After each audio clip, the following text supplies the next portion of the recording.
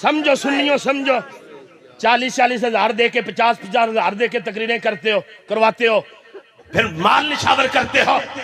یہی وجہ ہے کہ تم نے خطیبوں کو پالا، تم نے نقیبوں کو پالا، تم نے نعت خانوں کو پالا۔ جو نظریہ پیش کرنے والے خطباء تھے ان کو حجروں اور محرابوں میں بند کر دیا۔ آج یہی وجہ ہے رافضیت ناچ رہی ہے، خارجیت اہل سنت کا گلا گھونٹنے کے لیے تیار ہے۔ جن کو صحیح معنوں میں قرآن آج تک پڑھنا نہیں آتا، وہ عقیدہ اہل سنت کیا پیش کرے گا؟